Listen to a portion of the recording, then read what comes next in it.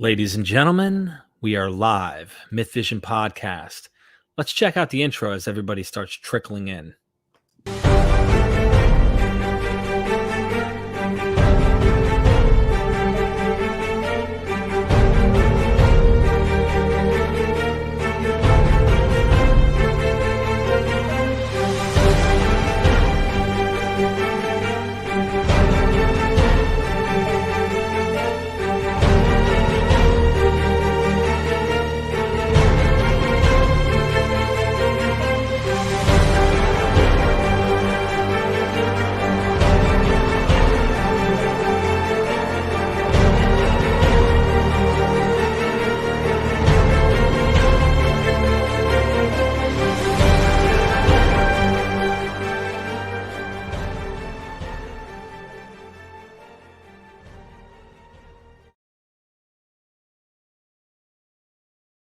We are MythVision. Welcome back to MythVision. And ladies and gentlemen, I have a special guest, extra special than I typically do. And that is Rabbi Singer, Rabbi Tovia Singer. But first, go subscribe to his YouTube channel. You look up his name, Tovia Singer. You can check him out. Make sure you go and check that out and help support him if you guys are a fan of what he does. Also, we have the Patreon, hundreds of videos, early access. You keep the lights on. You keep bringing these type of things. We have wonderful stuff we're bringing, educating people, mostly centered on Christianity, and going from there, of course, to the webinar that happens on December the 5th. Did the nativity story happen? Was Jesus really born of a virgin? Let's go see what Dr. Bart Dierman has to say. Join me there. I will be there. I might even be participating as some form of a host. So thanks a lot. Check it out in the description. And with that being said, Rabbi Tovia Singer, welcome to MythVision, my friend. Hey, great to be on. And you've been having way too many Gentiles on your show, and it's time that a Jew shows up. No, it's true. Like, what's with it? Like, you like banning us? So I'm like the token Jew. They come on, and this way he's covered. Look, I had him, and then we're fine.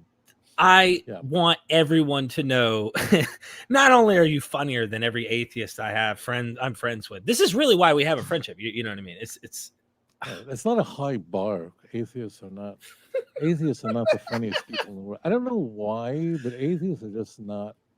I don't know. They're upset about something. I don't know. Like, could be the church. I don't know what it is, but they're upset about something. The Jews are, more relaxed. You guys are the funniest. Yeah. Right.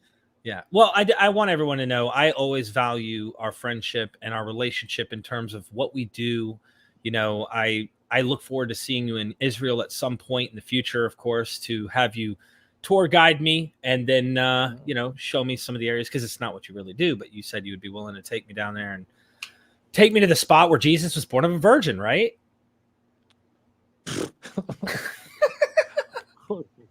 Exactly. Where Jesus was born of a virgin. Yeah.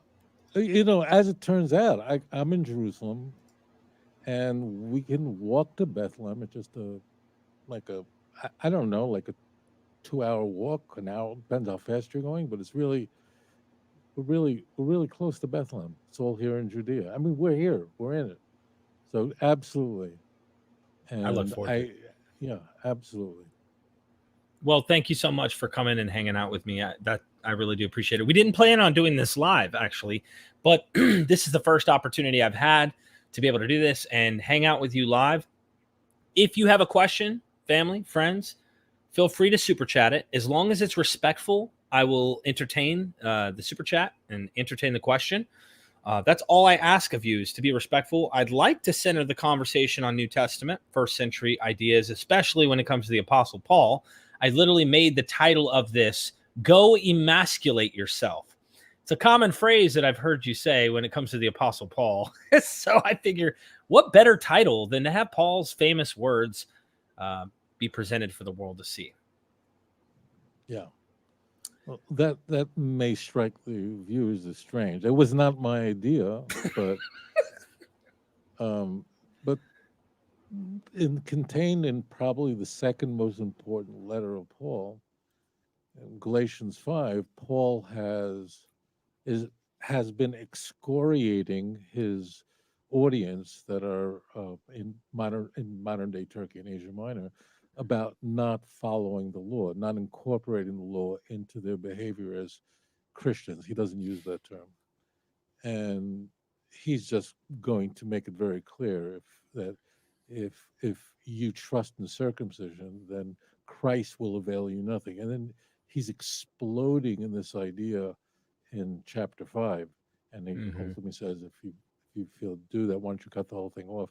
And you have to bear in mind that Christians must believe that's the word of God. I mean, the church must believe that God inspired Paul, the same God who inspired Abraham in Genesis 17 to circumcise himself and his family, the, the God of Israel that conveyed the importance of circumcision, that he somehow inspired Paul to engage in this kind of um, I don't want to say grotesque rhetoric, although Paul had a mouthpiece on him where he refers to the law as basically, it's all excrement to me. So, Paul, this is not unusual for him.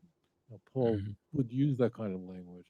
Paul has been running off at the mouth from Galatians 3 already, insisting, you foolish Galatians, who bewitched you with this idea that you should keep any of the law, making things up, ideas um, that the Torah was given by angels, Galatians 3:19, which is complete nonsense.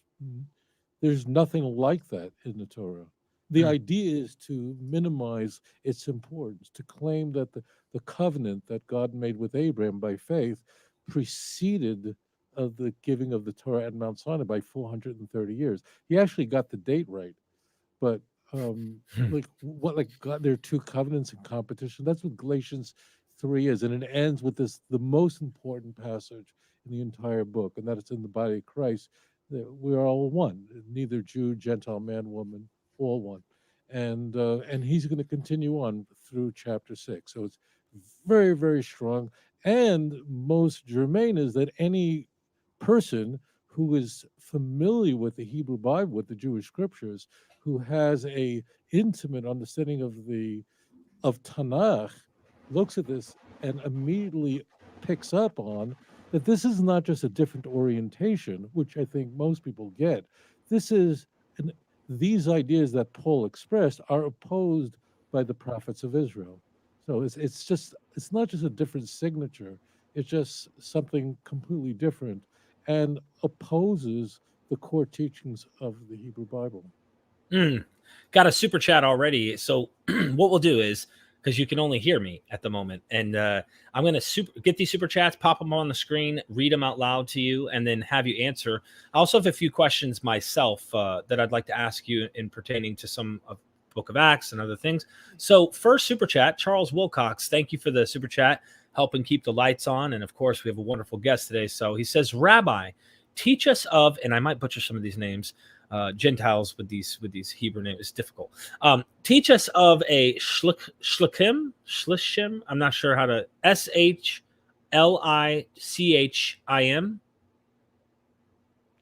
Shlichim, which means Yes, a messenger. Shluchim. and a Bietdin, Bietdin, and how a sect like the Nazarene would have used them in the first century. Do you know? I just don't understand the question. The the Nazarenes whose writings do not survive. I mean, I could just comment. Yeah. All right. I'm going to try to assemble this, and if I'm going off, so the Nazarenes are a very old group of Christians who were um, who certainly thought that you should be keeping the Torah, and who would have seen Paul as their most hated opponent, a group either very much like or the same as the Ebionites, who possibly looked at the book of Matthew, and not all of it, as the only gospel worthwhile. Um, so it could be then that when we see in the book of Acts that there's a conflict between different Christians. We're using the word Christians, although Christians do not identify as Christians in the Christian Bible, although on three occasions they're called that by non-Christians, but we just use that so it's a convenient term. So there is a clash that's recorded in the book of Acts where one view was that if you become a believer in Jesus, following you're following Judaism, and then you have to become a Jew and become circumcised. It means you just have to become a Jew. That's Judaism. So that would kind of like follow Luke 24:44, that Jesus is the fulfillment of the Torah, the prophets, and the Psalms, which means the writings. And this is all going to come to a head in the book of Acts in this very important ecumenical council. Not that I'm suggesting that this is historical, but as far as the book of Acts goes, this is very, very important. And what's at stake is that you have one group saying that in order to become a Christian, you have to become a Jew first. And let me just translate that for you in a way. So let me translate it this way. If somebody who's not Jewish said, I want to become a Hasidic Jew, you have to become a Jew to become a Hasidic Jew, right? You can't become a Hasidic person without being a Jew, right? So like it would be kind of that. So that was one group, and then you have the other group. And Paul is very important to the book of Acts. In fact, the book of Acts is essentially devoted to propping up Paul as that his Christologies are the most important Christologies. He is the leader of the church. His ideas prevail, and that everybody's kind of on the same page, but Paul's ideas prevail, and Paul's not a bad guy who was opposed to the law. And that's going to come up on many occasions, including the very next chapter in chapter 16.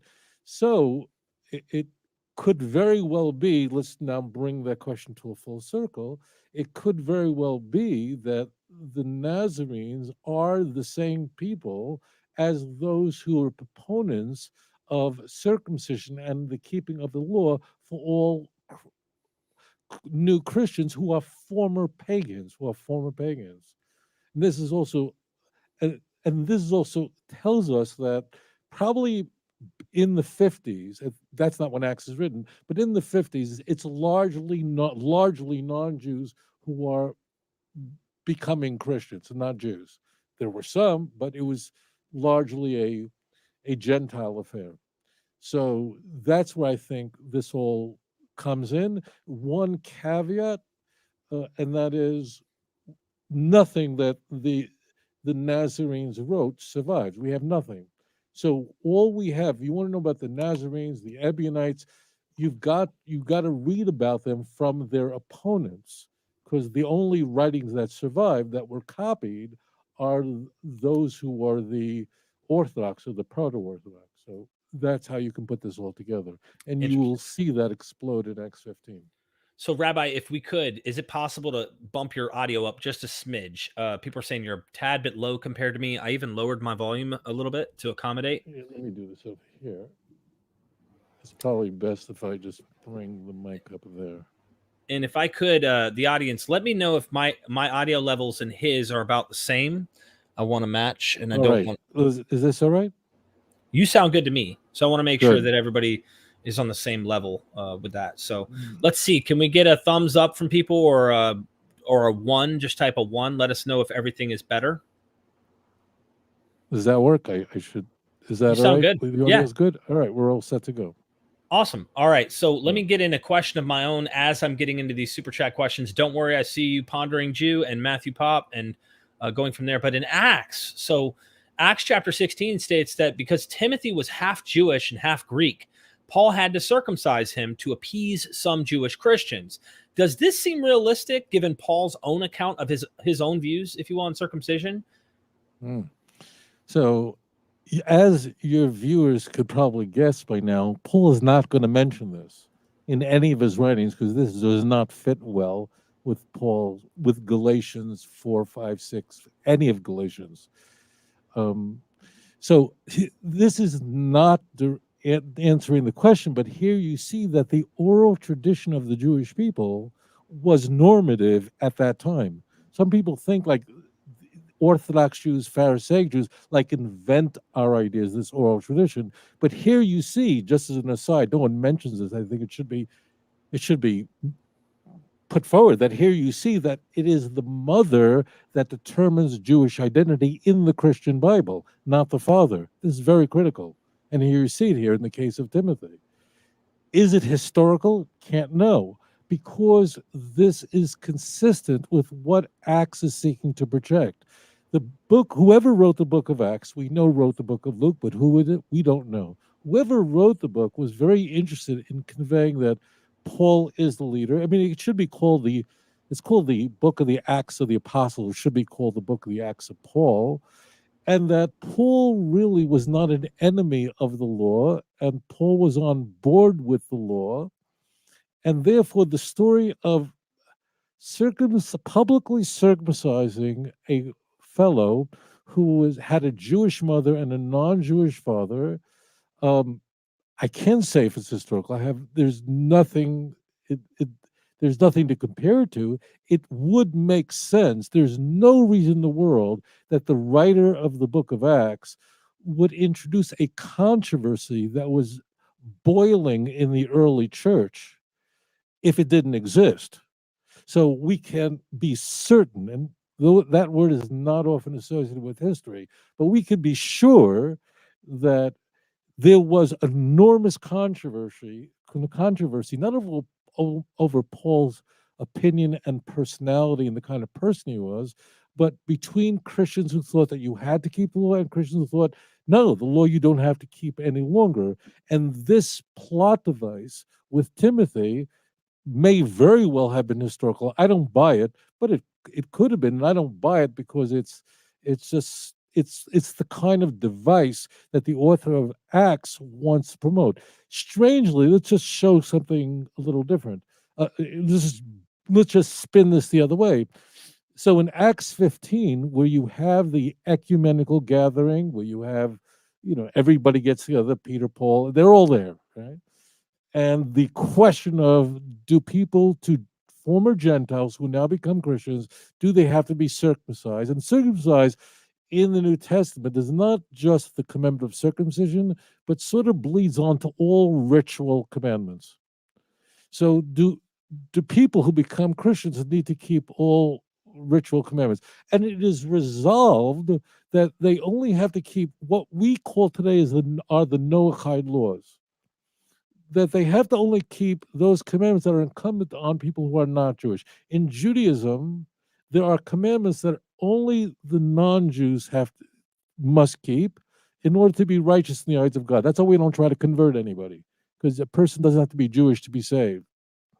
So what's critical here is that in Acts 15, it is resolved that it is forbidden for new Christians, Gentiles, meaning people who are not Jewish by birth, but who have adopted the Christian faith, that they not eat from the meat that was offered to idols. And that's absolutely forbidden to a non-Jew.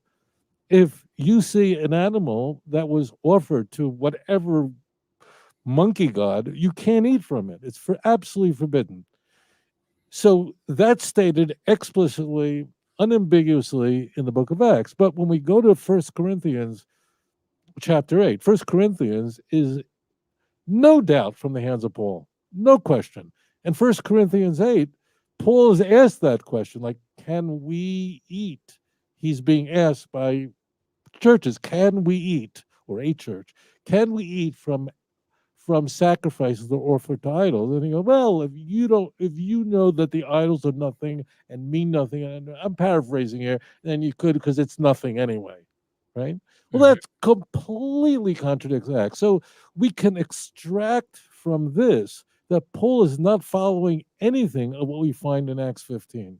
And that Acts 15 is introduced as a device to say everybody really is on the same page. And that's why you can find in 2 Peter 3:15. And why is like Paul put in there? Peter and Paul are on the same page. Why? Why do you need that? It's all an apologetic, because Peter and Paul are definitely not getting along in Galatians 2 as an example. Different views in the book of Acts. Awesome. Wonderful response. Got a couple super chats. Pondering Jew, and forgive me, I'm going to try and pronounce this. You guys know I'm horrible at it. Shalom from Jerusalem. Rabbi, how can Christians look past simple historical mistakes in the New Testament, like placing Maris Hamempshpela in Shechem or Shem? Mind blowing. I am really, really. Do you understand that, or do I need to? Yeah. Okay. No, I'll explain it. Okay, please. Mind blowing. I don't know if in all my, and I've been broadcasting a long time, I don't know if anyone ever asked that question before. Interesting. You know how what I'm about to say, you will definitely have heard of. So what he's talking about is the Maris HaMachpelah. I should just translate that. And the Maris HaMachpelah is the tomb in which Abraham, Isaac, and Jacob are buried along with their wives. Rachel's buried in Bethlehem in Bethlehem. Okay, so that's in Hebron. Hebron. So you just understand logistically, I can walk to Hebron from Jerusalem. It's really close. You have to pass Bethlehem to get to Hebron, but if you're looking at a map, it's all in Judea. It's like right in same thing. I mean, it would be a whole day walk to walk there, but it's really close. Okay, that's where the tomb of the patriarchs there, and that's where hundreds of thousands of people visit every year. I mean, Abraham, Isaac, Jacob, Sarah, Rebecca, Leah are buried there. It's big. It's the building it's in. The building it's in today is one of the oldest operational buildings in the entire world. It was built, the outer structure today is 2,000 years old, was built by Herod. So this is a really important place. It's the second holiest place in all the world after Jerusalem. I mean, Hebron is the place essentially where Judaism was born in a certain sense.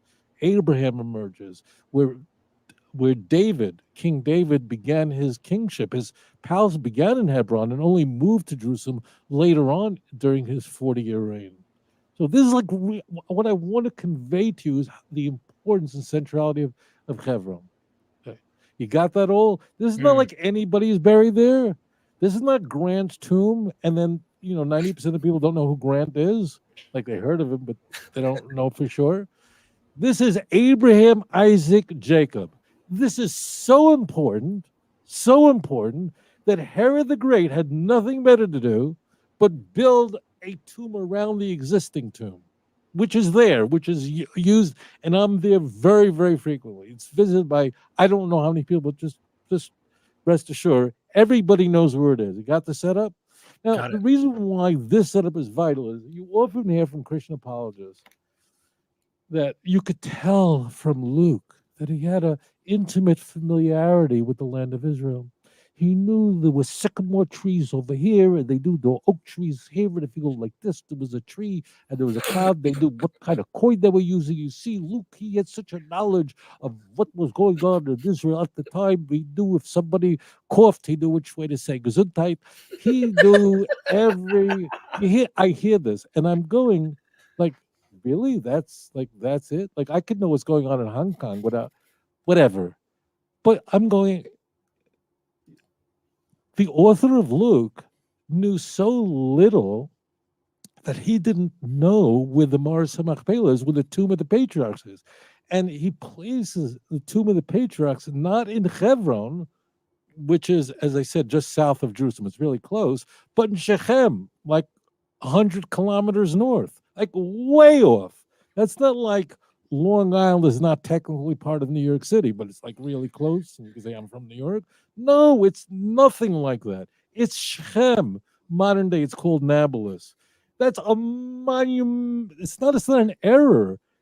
You can't, if somebody says that the Empire State Building is in San Diego, then you pretty much know that this person has no idea. I mean, to say, I have to say though, when I went to Kuwait one time, I was over there for contract work, and we should have met up. Kuwait's my favorite place. This is where I go all the time. Whatever. It's 2010.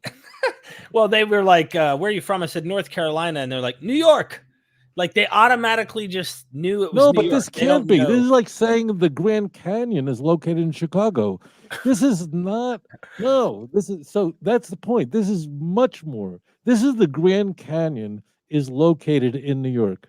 That means This is massive. By the way, a footnote for those of you who don't understand the size of the land of Israel, it's tiny, really tiny. I mean, you wouldn't know that because we make the headlines all the time. You'd think we're as big as China. We're not. Really, really small. Like Israel is so tiny that it's like one of the only countries in the world that when you're looking at a globe, the names of the cities are in the Mediterranean because they can't actually fit into the place. Like, yeah, it's in the blue because you just can't fit Jerusalem and Hebron in it. So you're always like, the names are all in the Mediterranean Sea. It's a really tiny place. Okay, 25,000 square, not miles, but kilometers. It's really small, just very tiny. And these are really far away in terms of Israel. And these are very important places, meaning Shechem, Nablus, is where Joseph was buried. It's a really important place in the Bible. It really comes up a lot. So no, so that means that this is not a like you say if North Carolina, someone in Kuwait says, "Oh, that's New York," because like what's North Carolina? Someone to think these are really significant places. Both are, and they're really. I mean, Shechem is up in the north, way up in all the way up in Samaria. Hebron is in the heart of the Holy Land, in the heart of Judea. It's like smack in the middle of Judea. So they couldn't be more further apart. And the question I pose is that here's what I'm saying. So the author made this is not just small, this is a monumental error. But here's my point. So you go, people make mistakes. Fine. I want to just sort of push this along. People make mistakes happen. Do not argue that the author of Luke was intimately familiar with the land of Israel. Stop that. It's nonsense. Stop arguing that, on the, the road from Jericho with the Good Samaritan, whatever, he knew there was certain kind of trees in this area and this area, and the steep incline was this. There's all nonsense. If you say that the Empire State Building is located in San Francisco, then you have no clue because that's a really important landmark in a very important city. But they're at two ends of Interstate 80. And Interstate 80, for those of you who are not from the United States, it's just a really big road. I mean, you can just start at the George Washington Bridge, and I think wind up at San Francisco. But it's like 3,000 miles apart. It's two ends, very different. All right. So the only thing they have in common is they both vote blue. That's it.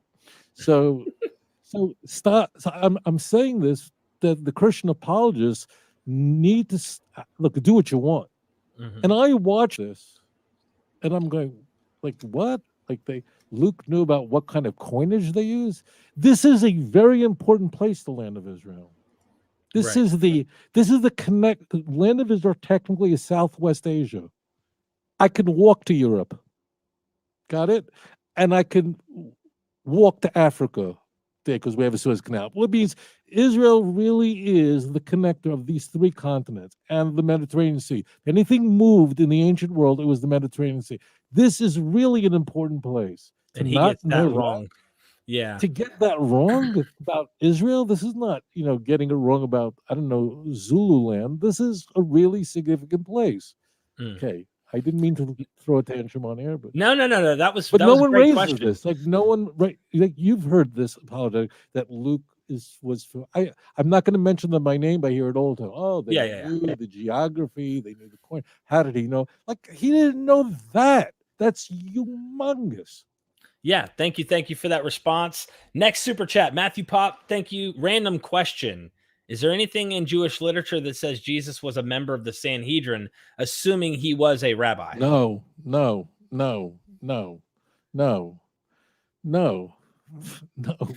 I say no? No. Thank you. You do have no. You do. All right. First, disclosure. There is a huge controversy over whether the Jesus mentioned in the Talmud is the Jesus of Christianity. Okay, and you're going, well, what do you mean? Like, how many people with the name Jesus?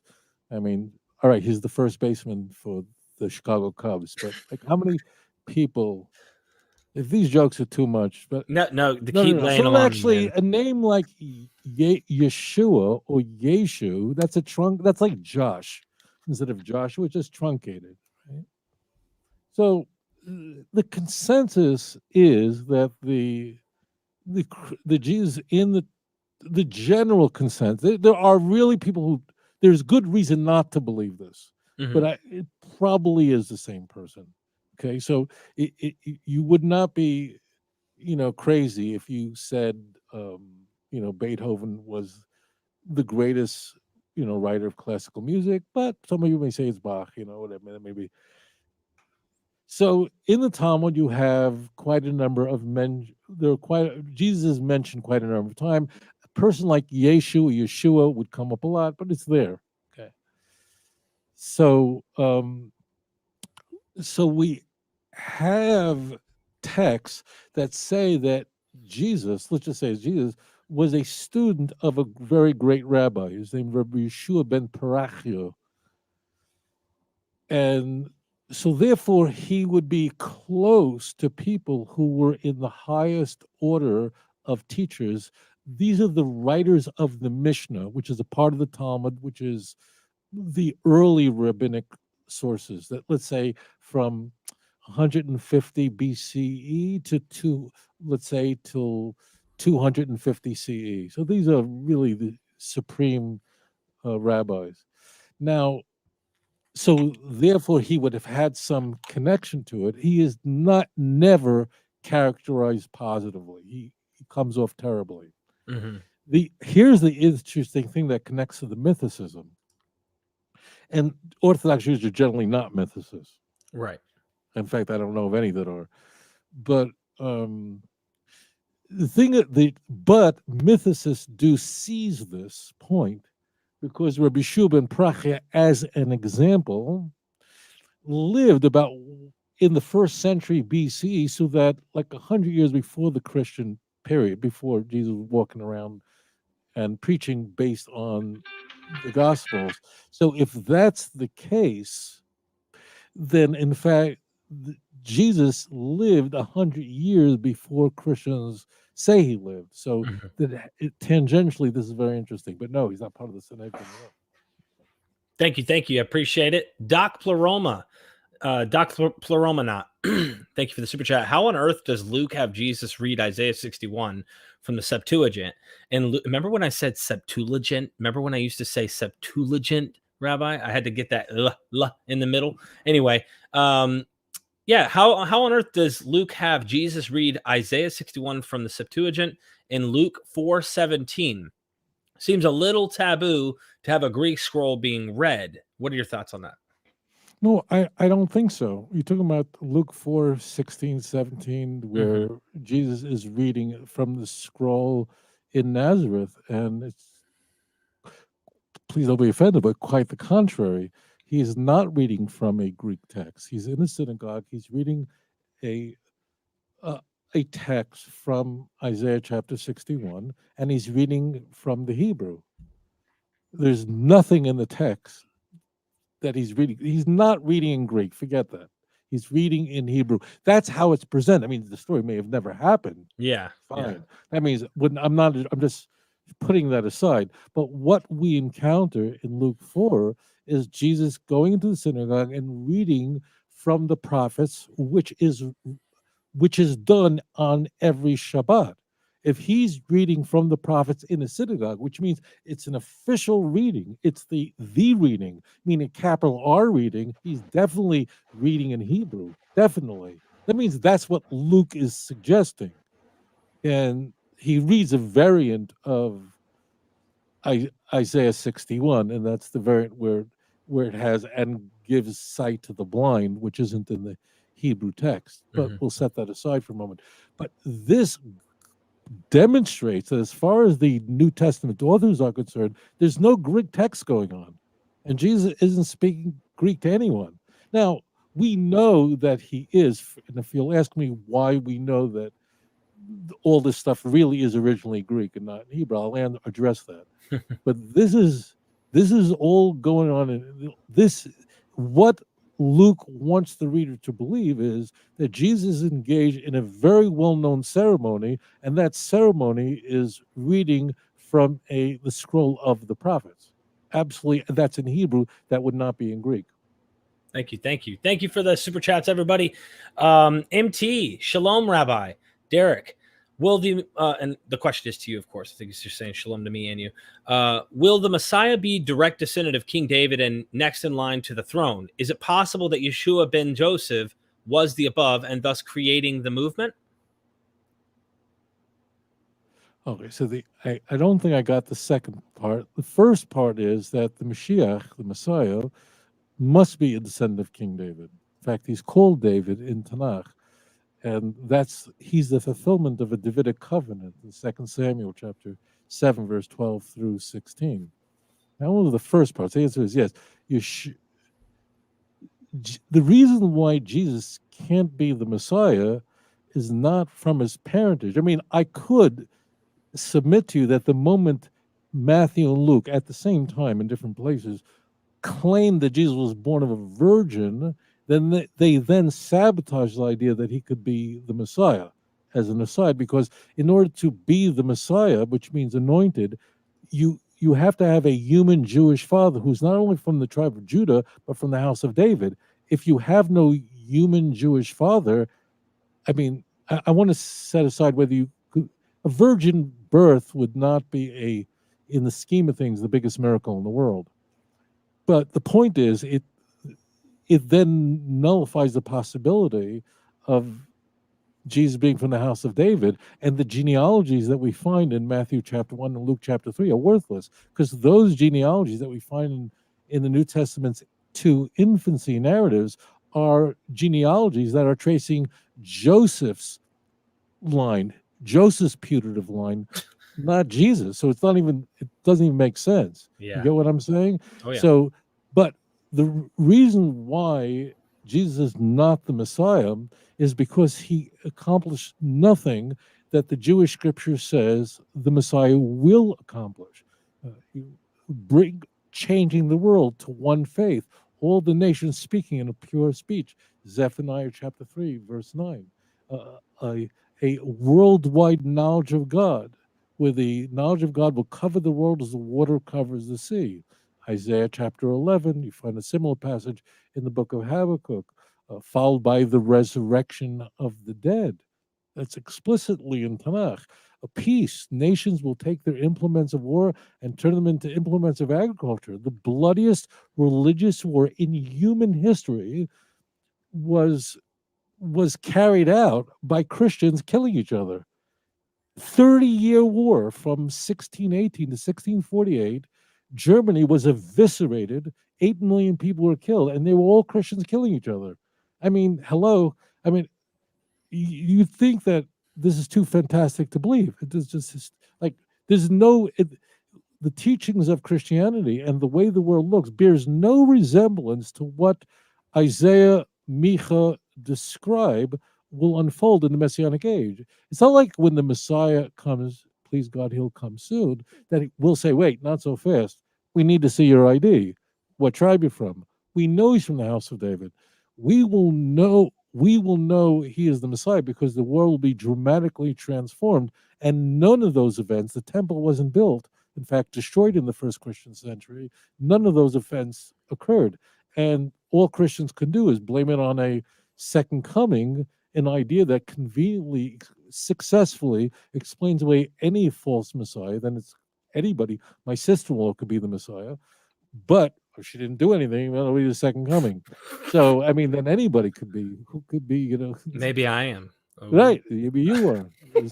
That's it. You just need a haircut, the circumcision, that will take care of the whole thing. What are you trying But to that's say? the key. No, I'm just kidding. Yeah. What's with the haircut? Oh, you What's don't with like that? it? You don't like it? Okay. Did fine. you lose a bet? What happened? What happened? Tell me. Let's just Anyway, put it this so way. My wallet just got thicker. Okay. So there it is. So the key is that there's right the virgin birth that finds itself in the infancy narratives of Matthew and Luke. There are 89 chapters in the Gospels. Okay, 4 of them, 2 Luke, 2 Matthew, contain the infancy narratives. That's all. and those are late. They're written in the 80s, right? Probably about the same time. And they are, by claiming Jesus was born of a virgin, then making it impossible for him to be the Messiah. I mean, that claim is dead in the water. Thank you for that. I I appreciate could it. take this further. I just don't want to. I know. We've got more super chats too. And let me take one of my questions real quick and we'll get to the next super chat.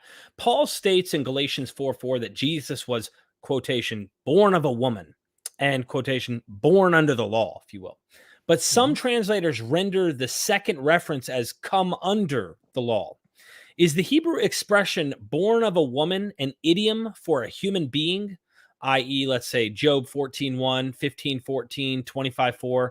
And then also, are Jews considered to be under the law as soon as they are born, or do they come under the law when they become active observers of Torah, i.e., from the day of their circumcision, which 8th day?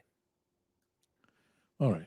So in Tanakh, the term born of a woman or the son of man are terms used to convey that someone is human and not divine. Just simple. Just that simple, right? Really. Wow. Crazy that Daniel 7:13, one like the Son of Man will come with the clouds of heaven. Like Jesus is not the Son of Man. According to Matthew and Luke, he's the son of a woman, not a man. The point of this term used, son of man, son of woman, is to convey that they're human, not more. They're not divine, or they're not like angels, you know. So that they're not metaphysics. That's the whole point. When Ezekiel in the opening chapter describes an ecstatic vision of the divine chariot and the heavenly abode, there's no parallel to it. Isaiah 6 doesn't really come close, but it just Ezekiel chapter 1 is just 28 verses of just ecstatic prophecy.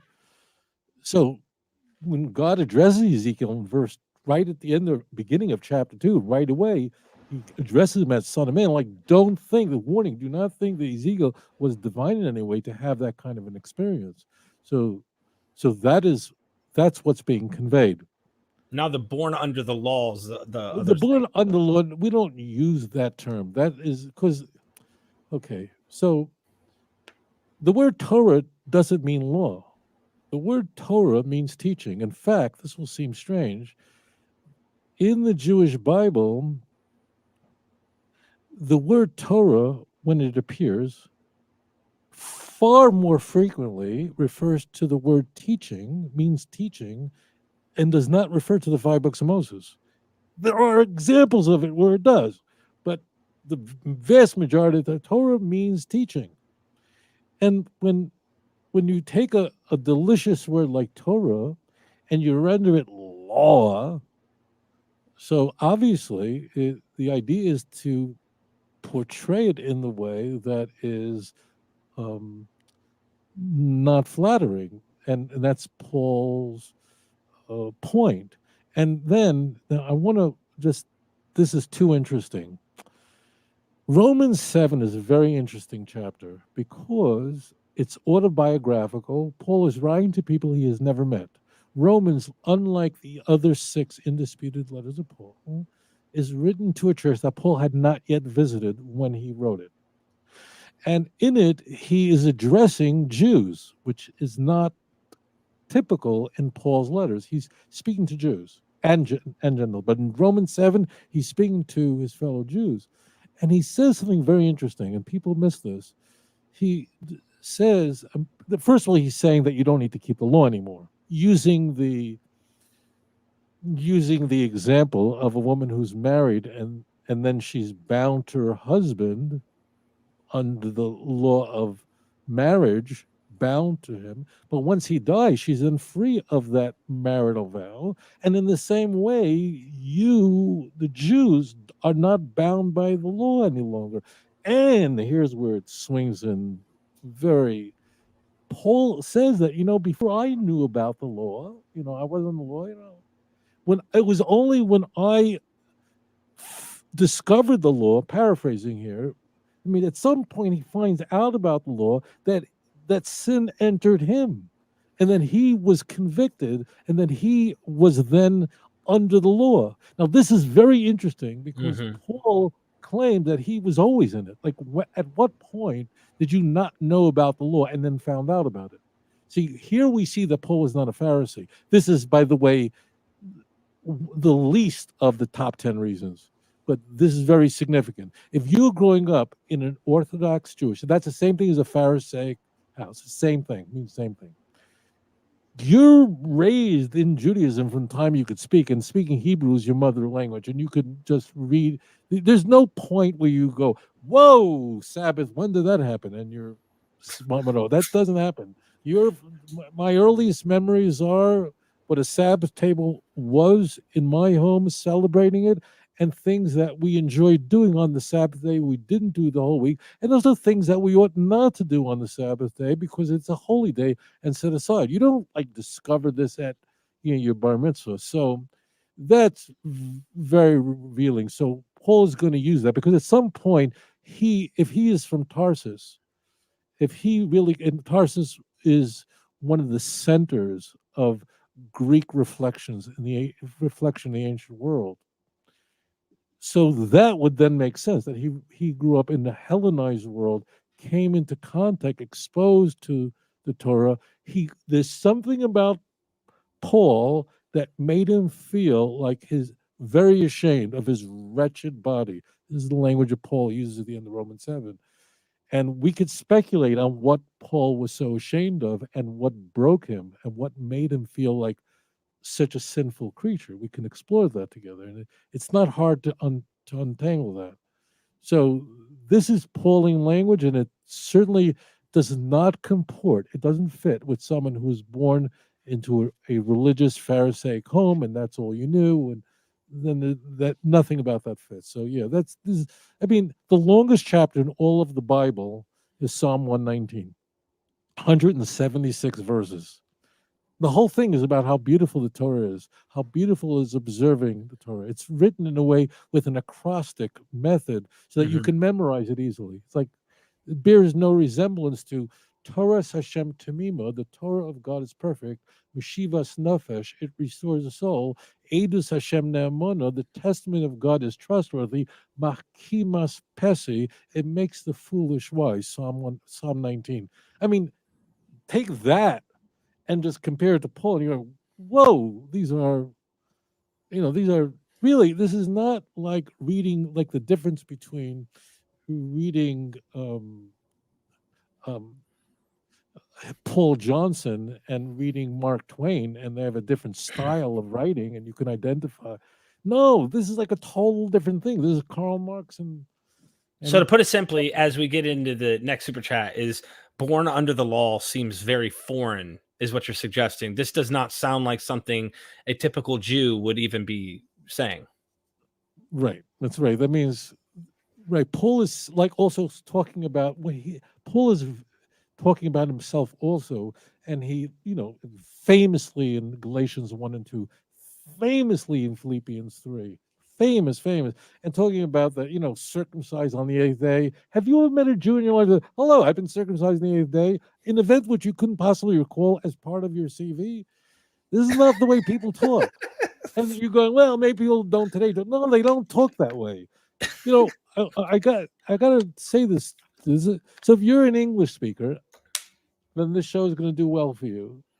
But if you're an English speaker, you might not realize that if you listen to Middle English or Old English, if you listen to someone speaking in, let's say, the way English was spoken in the 13th century, you wouldn't understand. You wouldn't Right. understand any of it.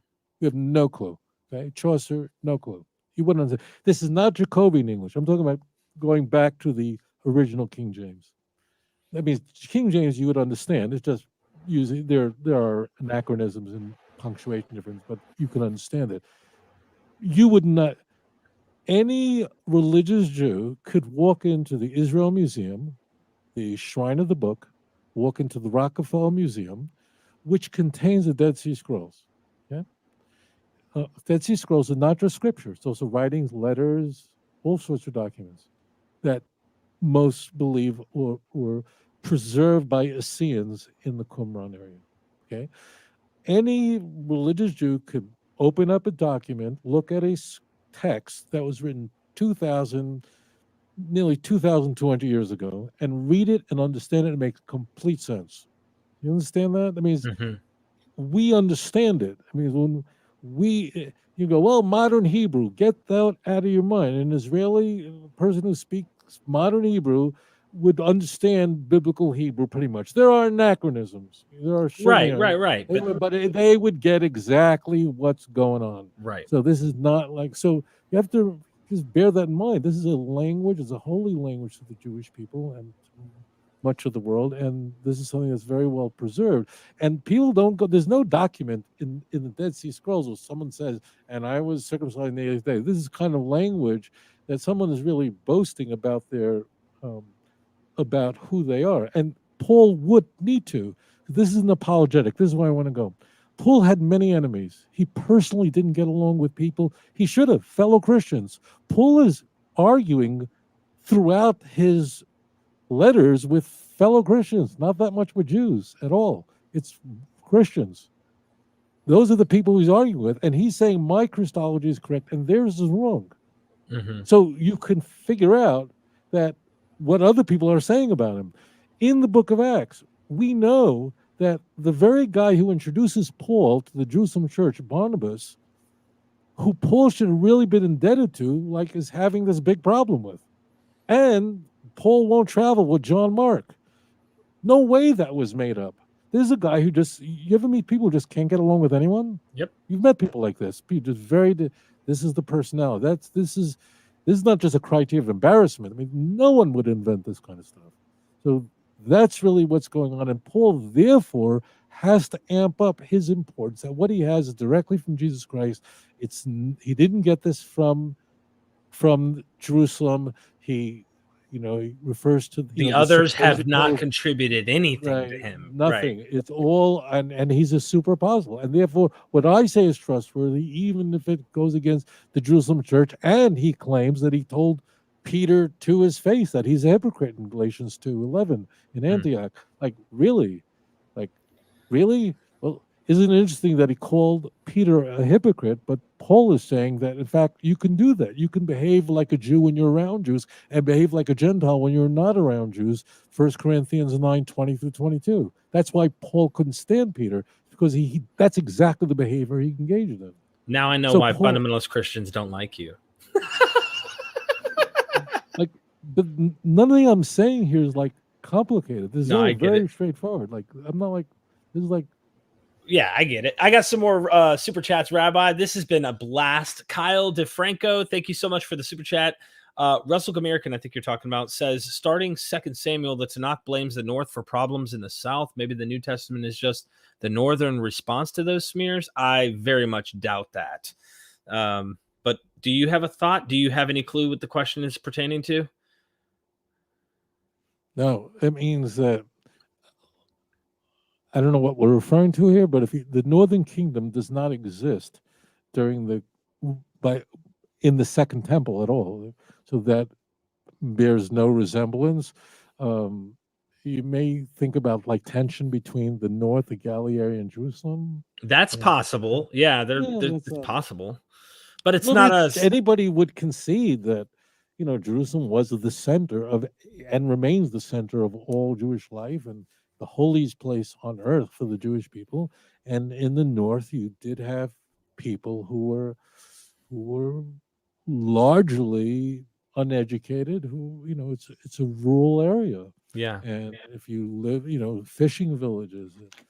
Um, I mean, being a craftsman and so on, a tecton, either Jesus, well, it could be both, I guess. But we're told only in Mark that Jesus was a carpenter, and of course in the other, in Matthew, it's Joseph and so on. But that you would expect to find a much higher level of literacy in Jerusalem. That's the center of everything. Right, right. And this next super chat, and thank you, Kyle, for that one, kind of ties in. Anubis Fire, thank you for the super chat. Do the Samaritans play any role in the Christology of Paul? We hear so little about them. So the Samaritans were our real enemies. And for most people, this is a what? Like, I was born in Good Samaritan. And it's because the Samaritans, although technically today there are, I don't know the number if there are 1,000 of them left, but they're here still. But today it's a museum piece, right? But the Samaritans are a group brought into the land of Israel by the Assyrian Empire. Their policy was to move populations when they conquered a nation. If America was conquered by Russia, China, the people of America would eventually rise up because they're attached to the land. So the idea, is brilliant idea, was to move populations. When the Northern Kingdom was destroyed by the Assyrian Empire, finally by Sanheriv, uh, this happens during the reign of Chizkiyahu, so they're carried away. The people who replace them, like who does he bring in, are the Samaritans. Samaritans now are in a new land and they find themselves under lion attack. And they attribute their misfortune that they just belong to the wrong religion and they should belong to the indigenous religion, Judaism. But that is not a good enough reason to join the Jewish faith. So the Jews didn't recognize their conversion as sincere, let alone they rejected almost all the prophets and goes on and on. The Samaritans were in a group in the land of Israel that were hostile to Jews and Judaism, but you wouldn't know that today. And moreover, you have the story of the Good Samaritan, a grotesque story in the book of Luke, where this, I mean, people don't get why this is, the force of this story is so powerful and affects the way Christians think about Jews. The Samaritans are people who are not indigenous people to the land of Israel, but are brought into the land of Israel. And the Jews don't regard them as genuine Jews because they don't embrace Judaism properly for the right reasons. They don't accept the prophets for a whole host of reasons. And there is just turmoil between us and the Samaritans who think that the holy mountain is Mount Gerizim in the north in Samaria, not Jerusalem, right where I am in the middle of the country. That story comes up in the book of John with the Samaritan woman. Mm-hmm. And incidentally, when Jesus says to her, your fathers don't know what they're talking about, and salvation is of the Jews, why such strong language? Because this is a really big issue. This is a really big issue. So in the Christian Bible, the Pharisaic Judaism, Orthodox Judaism, is the gold standard, always is. The Pharisees sit in the seat of Moses, Matthew 23. The Jews are the worst people in the world, meaning the Pharisees are the horrible hypocrites, vipers, all that stuff. But what they are conveying, their oracles are directly from God.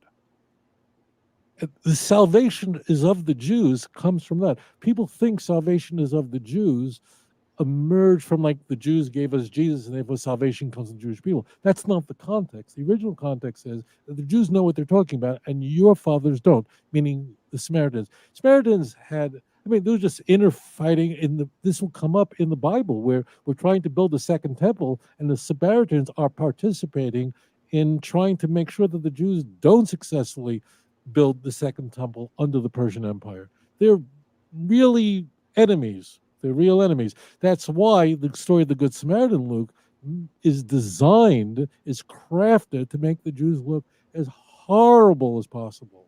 Because the priest passes by and the Levite passes by, and they don't want to help the guy who's on the road between Jericho and Jerusalem.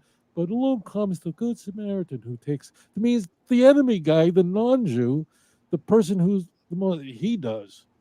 And these stories affect the way Christians think about Jewish people. So that plays a huge role. God bless Dr. King in his last speech.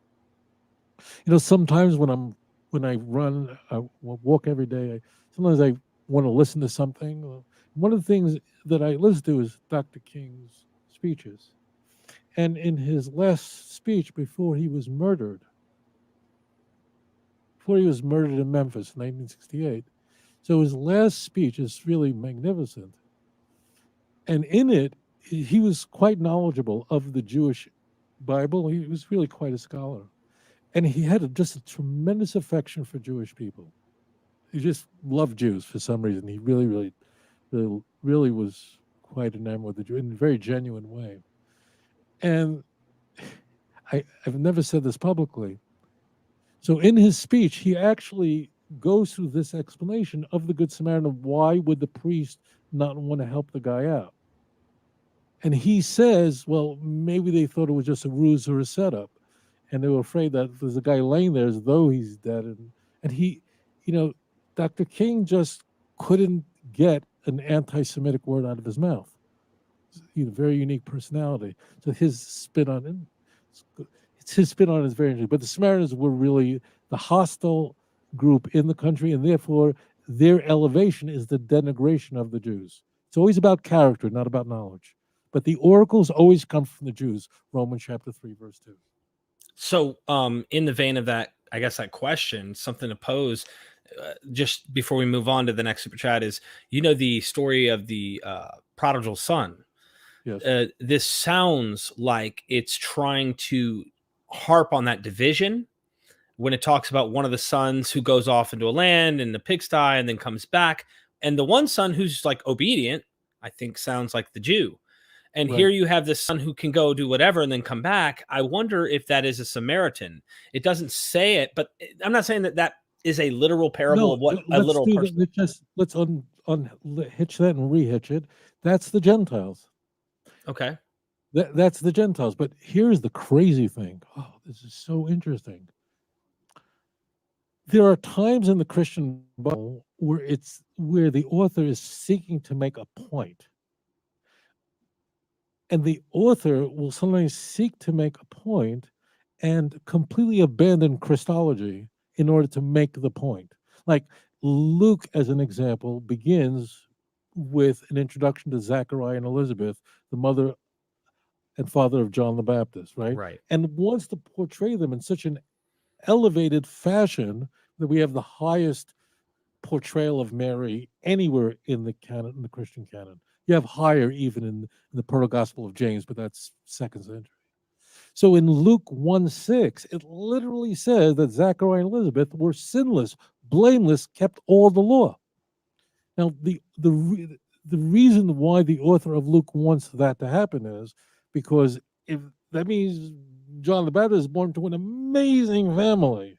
It's almost like it's kind of like an immaculate conception. It's not really, but it's like an immaculate conception. Like he's born and there's no sin going on.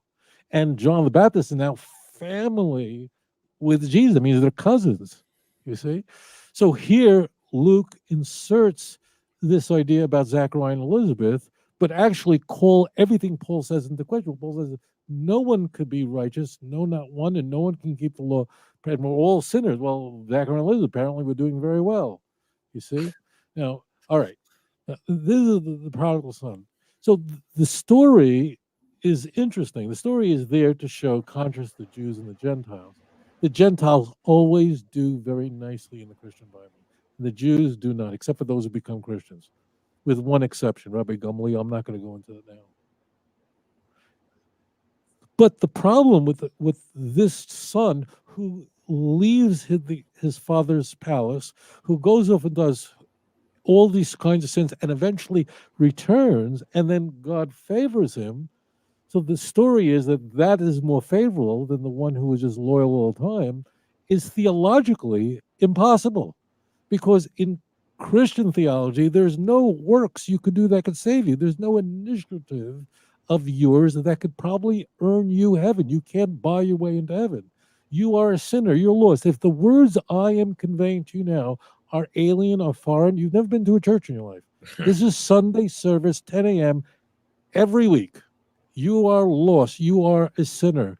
You have no hope without the cross, no hope without Golgotha, no hope without Calvary, no hope without the Lamb, no hope without the blood. That's standard fare. Well, how do you have the prodigal son? So that's an example where a device is used, a very powerful one. The Gospels are very well written, and they very well convey over a very misguided idea. But that story contradicts the Christology of Paul, that no one could ever find their way back to God on their own. So you see where it's going. That's, I find, much more interesting. But it is a Jew Gentile thing. Like you have Pontius Pilate and his wife in Matthew, they think Jesus is innocent. And the Jews are screaming, crucify him, kill him, and we take it upon ourselves and our children. Matthew 27, verse 25, a passage that has cost us the fortunes. We've lost many lives because of that one verse. So it's always, the Gentiles are simple. They may not be as clever as the Jews, but the Gentiles are more wholesome. It's the centurion who gets it, while the Jews don't. Wow. Thank you so much. I appreciate that, Anubis, for the question and that long answer, Rabbi. I cannot read Hebrew, my friend Liren, so I'm sorry. I wish I could. And Rabbi cannot see the screen, so he's sincerely speaking from the heart and communicating what he has without being able to see the screen. So wish it was in English, my friend. Appreciate it though. Mr. Monster, were there any Jews who did consider Jesus to be the Messiah, like post beginning of Christianity? Okay, so one really big disclosure here. There are no contemporaneous writings that are about Jesus or his followers that are non-Christian during that period. Nothing, zero. So we have on what are my sources? Like on what evidence? Okay, so that, like, I can't know, like, I much rather tell you I know this, but there are no contemporaneous historians that wrote a word, and there were plenty, and this land was really important, really important. And you had people like Philo of Alexandria who lived smack at that time. He was a contemporary, and if someone sneezed and someone else said Gesundheit, he wrote about it. He was born in the year 20 BCE and died in the 50s. He was like really around zero. So on what basis do I make that claim? All that said, of course, of course. Why? Because you'll find Jews doing every stupid thing in the world. And there's could be little doubt that the Jewish people, if Jesus existed, probably did, some itinerant person in the north, and some people, it's a desperate time. It's not like it was like now, it was like bad. You were living under the Roman Empire. Like, you were under the empire. Things were crazy, insane. And if you had someone going around saying, I don't know, the end of the world's coming, whatever, something that might get you crucified. I write about this in volume 1 of Let's Get Biblical, how likely to have. So, of course, there were some Jews who, like today, they're like, what group don't Jews follow? Like, of course there were. I mean, I can't know, but of course there were Jews. And number two is that, like, who is Paul addressing when he is speaking to Jews? And no doubt he's addressing Jews in Romans 7, as we discussed earlier. And John is weird. I can't go into this now, but John, early John, you have Jewish kind of words that are used, which is very strange because in the same area as the prologue, with terms like Messiah and Rabbi is used. So, of course, there were Jews who followed everything. They were Hellenized Jews. That's who Philo was, and there's no doubt that's who Paul was. Paul was a Hellenized Jew who will claim to be a Pharisee because that's the best possible claim you can make. That's the highest standard. So, of course, but we have Contemporary, right? Nothing. We have nothing. And what you find in Josephus, Antiquities was invented later. And anyway, whatever you want to think, if you want to think there's some part of Antiquities 1833 that's something, as some people think there is, fine. That's written in 94. It's written at the end of the first century. Josephus was born in 37, a really important year. He was born. It means he wasn't even born at the time that Christians say Jesus was crucified. He wasn't born yet. It wasn't conceived yet. So that's what we're talking about. But the answer is, of course, there were Jews who were following everything. We know that. Thank you. Thank you so much, Mr. Monster. He had a follow-up as well. Do Jews have an apocalypse other than Revelations? And I think he means Revelations. But I don't want to put words in your mouth, Mr. Monster. But yes, there are other apocalyptic literature, Second Temple literature, of course, that goes into apocalypse type stuff that other than the book of Revelation, of course. I think that's what he means. So I don't really think The that answer is it's not only yes, but Revelation lifts text straight from Daniel and Zechariah that are using this kind of apocalyptic language. Daniel even more intensely so, and that's 2,500 years old. That's Persian Empire, so that's really rich in apocalyptic language. Daniel has the most of it. So yeah, now no one, just so you know, like no one today uses that kind of language. No one speaks that way. It's a right, genre of language. We can call it. It just means a revelation, and so and the idea of four and then the kingdoms and then the final triumph of good over evil in the world. Yeah, that's using very powerful symbols. Uh, is you will find the Jewish Bible and the whoever this John guy was who wrote the book of Revelation. I presume his name was John. I'll take his word for it. He wasn't John, the son of Zebedee, but he was John. I assume he's using he has these books that are many centuries old that are holy books, and he's using them and lifting the language from it. Of course. thank you so much for that, and thank you for those super chats. Here's a question from me. Paul states in 1 Corinthians 9:20 that he essentially pretended to be a Jew and pretended to be under the law in order to win Jewish converts. What does he mean by that exactly? Well, it's we have this problem today where there are missionaries who pose as Hasidic rabbis in the United States and in Israel.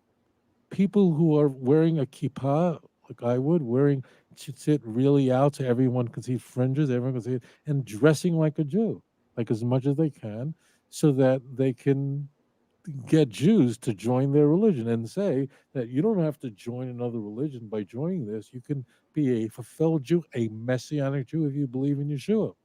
I mean, it's just a selling point. Paul is saying that no matter how the gospel is preached, as long as it brings people to Christ, that's what matters. So therefore, he says, I mean, Paul is very transparent here.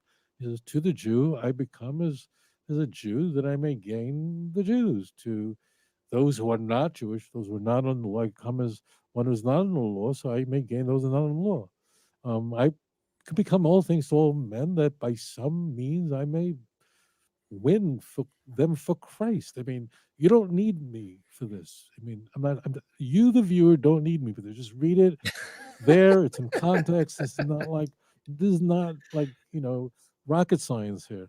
Whether in pretense or in truth, the gospel is preached. It doesn't matter if your motives are, that's Philippians 1:18. It doesn't matter if your motives are sincere, it doesn't matter. The key, however it needs to be done, the ends justify the means. And we're dealing with this today. This is a cue which the Messianic movement is using in order to peddle in Christianity among the Jews. Now, one caveat: there are people, no doubt, who are in the Messianic movement who are listening to my words now and feel hurt by that. And I want you to know that it's not your fault. This is what you were taught. This is what Jewish people and non-Jews, there are many who are connected to the Messianic movement, they're just taught this, they're told this, and they really believe it. They're genuine. And I want to reach out to you. So it's not like people today. I mean, the guys who are dressing up as rabbis and are writing scrolls and performing circumcisions, that's scams. It's very, very bad. But that's just amped up. You know, that's just these people who we've been uncovering in the last year or two. They're not even Jewish, but people in the Messianic movement and so on, by and large, especially the followers, meaning not the leaders, but the followers are genuine. They really, really believe this. They really buy this. But where it comes from is you use a different kind of language in speaking to a Jew than speaking to a Gentile. Comes from not just the Christian Bible, but from one of the oldest surviving documents in the Christian Bible. First Corinthians, that's mid-50s. That's really old. That's pretty much older than almost anything in the Christian Bible, with the exception maybe First Thessalonians. That's really old stuff. Thank you. Mr. Evac, thank you for the super chat. Let me pop that up on the screen for everybody. What does the rabbi think about the parallels between Chabad, Messianism, and the development of early Christianity? Thank you both. I didn't understand the question. Between Shabbat, Messianism, and the development of early Christianity. Oh, now I know. Now it's Chabad. Chabad. Such a Gentile. What CHA. am I going to do with you? I know. Listen, I mean, you got to Come bear on. with It's me. really, it's time. It's time, Look, buddy. you guys are smarter Go than sit us, down. okay? You and me, we'll have a talk, and that's it. And you put you in the water. It's really, and that's it. All right. It's Chabad. You better stop. All Oh. right. All right. Okay. So Early I know Christianity and yeah. I know where he's going with this.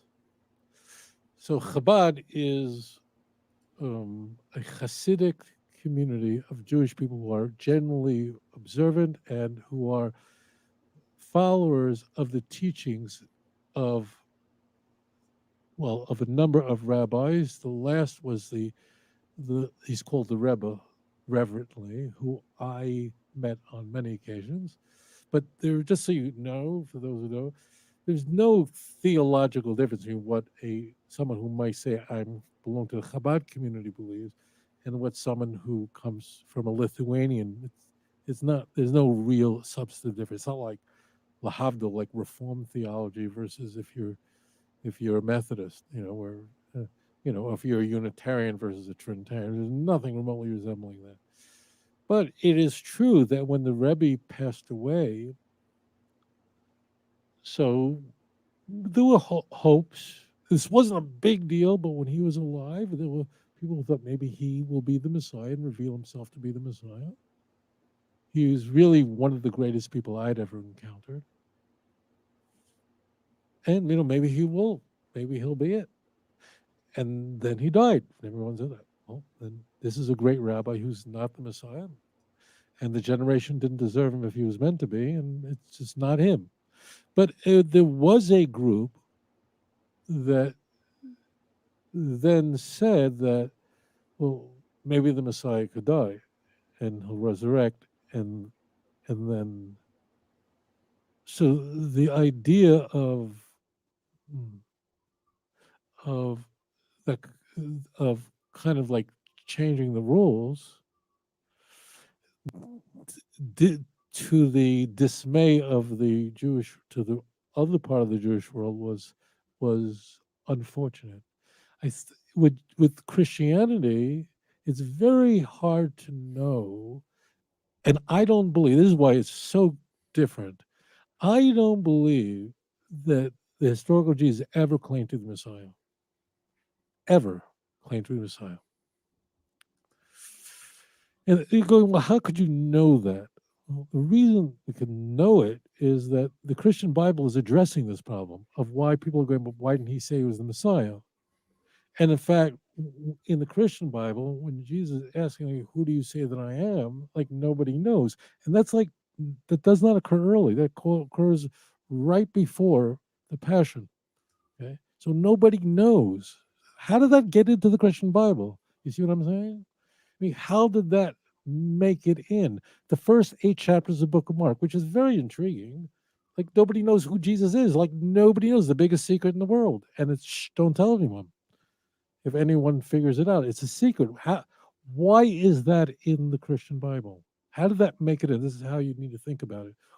Because the Gospels are all polemical. It's there to make sense out of something that might not make sense. Well, that Jesus is the Messiah? No one thought that he was the Messiah. Or else, why would that be it? And then when Peter, we are told in Matthew 16, says, you are the Christ, Son of the living God, what is Jesus' response? We are told in Matthew, flesh and blood couldn't reveal this to you. What are you talking about? So, based on the Christian Bible, Jesus wasn't going around saying who he was. Right? Well, why is that in the Christian Bible? Like, how did that get in there? So, the this is Occam's razor. This is like so simple. It got in there because the idea that he was the Messiah who died for our sins, a Christ figure, was an event that was an idea that was advanced after his death. So no, it's very, very different. The Christ figure in very early Christianity is the Christ Jesus figure. That's why Paul I'm trying to think of every instance in the New Testament where Christ Jesus used. I don't know the number offhand. I'm Mhm. going to make up this number. It's not correct, but let's say it's used, I don't know, 80 times. I'm making that up. I don't know, Right, right. but it's somewhere up there. Right? That's Paul.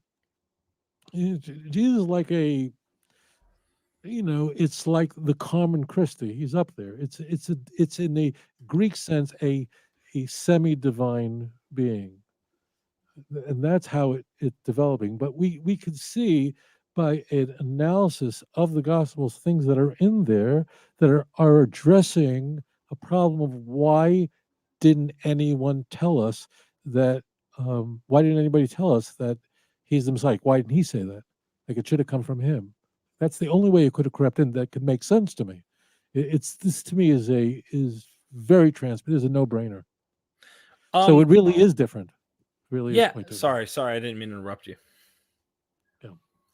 I got a question. This is going to take us into left field just briefly that I'd love to get your thoughts, Rabbi. And I've entertained various views and ideas and trying to figure out maybe what's going on in the New Testament.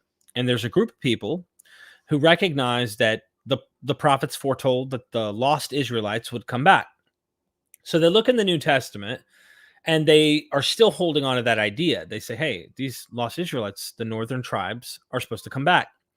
And what they've done is they've said that the Gentiles are apostate or apostatized Jews or Israelites who have been paganized, they're uncircumcised, whether they've reversed their circumcision with an epispasm or whatever. I'm just making the point that they're pagan, technically, they're Gentile, but they're really, their heritage goes back. And they think that Paul is trying to gather the elect, these chosen apostatized Israelites. Have you Uh, heard of this I before? need to And go. Yeah, of course I've heard of it, but it's don't be offended if you haven't been into that. But it's yo-yoed up. Okay, let me just unpack this whole because this is Romans 9:25. This is really this is all right, let's slow this up. So it's very clearly prophesied in the Jewish Bible that the 10 tribes that were carried away by the Assyrian Empire, roughly 2,700 years ago, will one day be restored. That's huge in Tanakh. It's all over the place. Mhm. Famously, Ezekiel 37, two rods, one for Judah, one Ephraim and his companions. The rod becomes one. It's this is huge. The gathering in of those. That means you are going to be restored, Isaiah 43. Everybody is coming back. Now, here's where it gets really amped up. Isaiah and Hosea lived at the exact same time. They were contemporaries. They both lived during the Assyrian Empire 2,700 years ago. However, whereas Isaiah was preaching here in the south, where I am in Judea, in Jerusalem, like in the south, Hosea was in the north preaching to the northern kingdom. Hosea in the first chapter is told to marry a prostitute. It was an example, like why would a prophet marry a prostitute? Because the northern kingdom was just really bad and they had prostituted themselves and they have chosen not the God of Israel, they have worshipped idolatry. And those adultery and idolatry are interchangeable in Tanakh. That's the metaphor. And here's where it gets interesting. And you're going to have kids. So here you have a prophet. These are the greatest men and women who ever lived with prophets. You're going to marry a woman who's a prostitute. So she represents the people who you're preaching to. When you have children, you're going to name them names like, you're not my people. I'm not going to have mercy on you. Lo ami means you're not my people. Lo rachamu, I am not going to have pity on you. These are names of children that are portents for the audience to whom Hosea is addressing. That is, that you are gone, you're cut off, and it's a prophecy that the northern kingdom is going to be destroyed and carried away. Okay, which occurs, as I said, during the reign of Hezekiah, Chizkiah Melech. Micha lived at this time. Now, Hosea 2 is very interesting. Hosea 2, the prophet then goes, just so you know, like after this rage of the first chapter, this is a very typical motif in the prophets. And that is, just so you know, there's going to be a point where you actually are going to come back. Just know that. You are going to be restored. Okay? That's how Hosea 2 begins. That's what it's all about. Hosea 2 is saying that actually one day those who are not my people will be called my people. I mean, literally, Hosea has a child called Loami. That's you, because you're bad, so you're not my people, means you're gone. There's no divine chariot going with you. You're gone. But now that we've had that raging chapter, we should talk about this because you are one day going to come home. You're going to return back. And maybe that's happening today as we see Jewish people coming back from North Africa, from India. Now, but it's talking about Jews, the northern kingdom. When I say Jews, I mean that not from the tribe of Judah, but Jews generically, which is used in Tanakh. It means in the Hebrew Bible, people from any tribe could be called a Jew. We're not going to discuss that now. Just leave it. So Hosea is speaking about the northern kingdom. Paul completely blows this to pieces, lies and cheats, and gets away with it. And in Romans 9, he's telling Gentiles that this is a prophecy about them. And it's not. It's completely ripped out of context. That's talking about the northern kingdom. It's not talking about pagans. They're talking about Gentiles. Now, there is huge prophecy in Tanakh, in the Hebrew Bible, about the non-Jews accepting the God of Abraham, Isaac, and Jacob. And at the end of the day, there'll be only one faith in the world, and all the world will speak in the Safa Brura, a clear and pure speech. That there will be only one faith, and all the world will embrace the Jewish faith, or they'll be destroyed in the final war. So that's discussed a lot. But this text is talking about the 10 lost tribes, and Paul completely. We could talk about it on another show if you'd like to, but Paul, like so many other examples, completely misappropriates the text. And it's about Gentiles. It's not about Gentiles. About the 10 tribes that they're going to be restored back. It has nothing to do with it. Nothing. He literally stole it. And the thing, I'll end with this point. You know, in the New Testament, the Christian Bible, although the Jewish Bible is quoted, let's just say all over the place, Mm-hmm. the two characters that do this a lot are Matthew and Paul. Okay, Paul and Matthew. I want to tie this all together. So both of them sought. Listen very carefully. Both of them sought to convert their audience using Jewish scripture. Now, it's not like the Jewish Bible is never quoted in Mark or Luke. It is, but it's not used in the same way. Okay, Matthew is just completely unique in this way. Fulfillment citations. Now, I want you to listen very carefully. We don't know who wrote Matthew, whoever wrote it, is quoting the Jewish Bible. And who is Matthew's intended audience? The intended audience are Jews. He wants to convert Jews to Christianity. He doesn't use those words, but okay. Matthew's raison d'être is to convince Jewish people to believe in Jesus. And that's why he starts the way he does. And here Jesus CV, and he comes from exactly the right family. David, Abraham, just the right thing. And that's why even Matthew is not tracing Jesus is really Joseph's genealogy, not back to Adam the way Luke does, more universal. It's back to Abraham. Stop. Okay? I mean, this is really important for you to get. As it turns out, although Matthew and Paul are both engaging in the same kind of activity, Paul is going to be the great success and Matthew is the great failure. Because who is Paul's intended audience? Gentiles. Paul makes it abundantly clear, transparent, that his mission is for the Gentiles. He says it all over the place. Romans, it's all over. Okay? Now, if you're speaking to non-Jews and you start misquoting the Jewish Bible, guess what? People are going to buy it. Why? Because Gentiles, pagans, the word pagan doesn't even mean what we think pagan means. You just come from out of town, from the suburbs. They're illiterate. That's what the word really means. It has nothing to do with how many gods you believe in. So the point is, he's meeting people who could tell the difference between chaff and wheat, genuine Judaism and Bible tampering. We can. They can't. So therefore, they fall for it, whether it's in Greece or in Asia Minor. They fall for Paul's chicanery. Conversely, Matthew sought to convert the Jews to Christianity. Matthew presents the whole mission as essentially for the Jews and not even for the Gentiles, where he has Jesus saying to his disciples, don't even go to non-Jews. Only go to the lost sheep of the house of Israel. Don't waste your time with Samaritans, Matthew 10. Well, I'm not making this up. It's right in there. Yeah. Really very straightforward, okay? It's right in there. So, as it turns out, if the book of Matthew had never been written, listen very carefully, many more Jews would have become Christians. The book of Matthew contains so many lies, such a misrepresentation of the Hebrew Bible, and because Jews are looking at it, are presented with Matthew more than any other book in the Christian Bible, Jews are going, this is a lie. This is made up.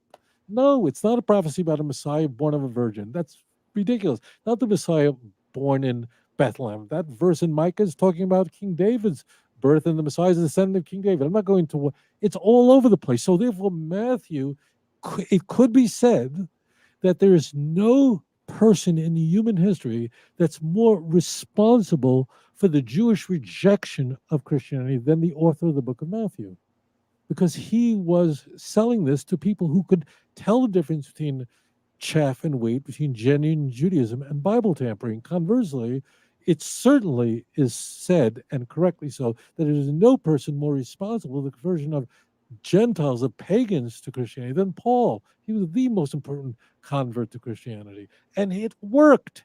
Why? Because who's his audience? Gentiles. Gentiles, they'll eat it up. They have no clue what's going on in the Jewish Bible. And that's the bottom line of the whole story right there. It's so amazing, it's so fascinating that in a way the Jews have to say to Matthew, whoever you are, thank you so much. If you didn't put that stuff in the book, Jews would have been fooled because they would have been drawn to stuff that you'd find in John. They would be drawn to the ideas you find. The New Testament is filled with stuff that has an enormous impact on people. But Matthew made it implausible, impossible. No, does it in just on Matthew's note, because one of the things is the term Gentiles. I recommend anyone who wants to understand that word read other literature, not just the New Testament, to kind of in the milieu, so you understand that this term isn't referring to ethnic descendants of Abraham. If there were apostatized, it wasn't limited to that.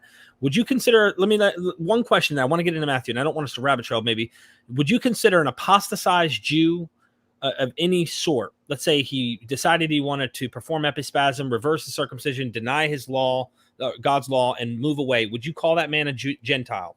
No, God forbid. That person is a Jew who's sinning, and the prophets were all written calling these people to come home, to repent.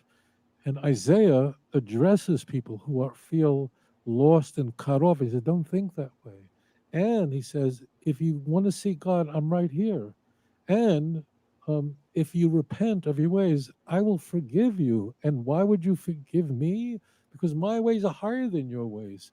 So Jeremiah is return to me and I'll return to you. So the people who are descendants of Abraham, Isaac, and Jacob are called upon to leave idolatry. I mean, Isaiah has like so many delicious chapters pregnant with this message. They all do. So yeah, they're called to return. One point that people could be missing here, just 30 seconds. So unlike other religions, Judaism is an ethno-religious group. We're a people. We're a nation. We come from descendants of patriarchs. We're the children of Israel. That's why we're called that way. And we also have a faith. You can join the Jewish faith without joining the Jewish people, joining the nation, and then you call the Noachai, but you're essentially embracing Judaism as a non-Jew. And a person who's a descendant of Abraham, Isaac, and Jacob can become an apostate and turn his back on God. And in fact, the prophets, the prophetic part of the Hebrew Bible, the Nevi'im it's called, are basically devoted to addressing these people. So that's like the big topic is return, repent, come back. You have a job, and that's to be a light to the nations. What are you doing there? And for these Noahides, are there promises for them? Is there anything that is, because some people want to say, well, the promises are only for the children of Abraham. So there's no, like, the people who want to attach themselves to Israel and follow. Are there promises for them in the Hebrew Bible? Yes, of course. Okay, simple question. Just wanting to answer. I mean, like Job was a non-Jew. Job was a Gentile, if you want to call him that. There's not a mention in the book of Job that Job was religious because he kept Sabbath. Nothing, not a word. Not a word that he was circumcised. Nothing. There's no ritual law that he kept that made him righteous. So, of course, I mean, technically Abraham wasn't Jewish; he was a Mesopotamian. That was the point. Right.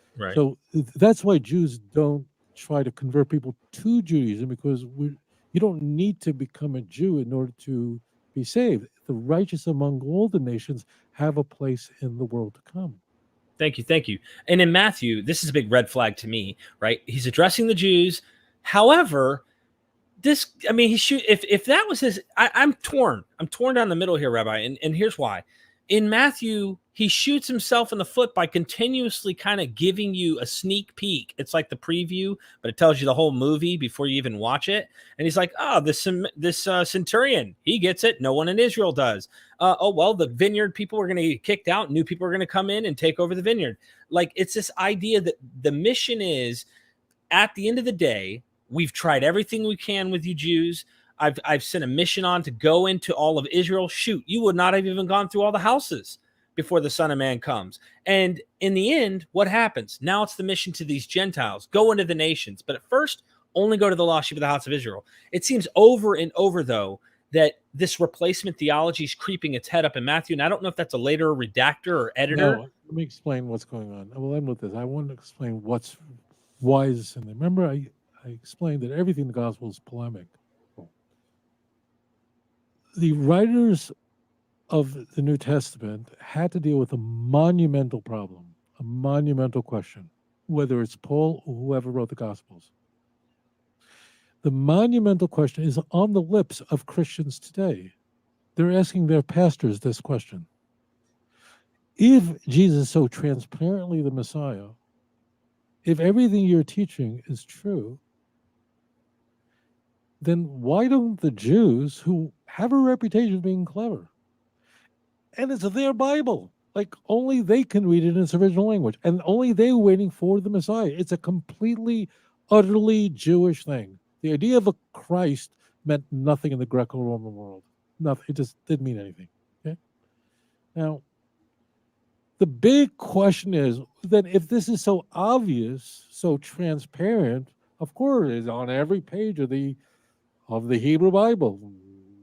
And this is stated in the Christian Bible. There's the thousands of mentions of Jesus. 365 prophecies of Jesus. Well, here's the math. 365 times 0 equals 0. 365 zeros. None of it is.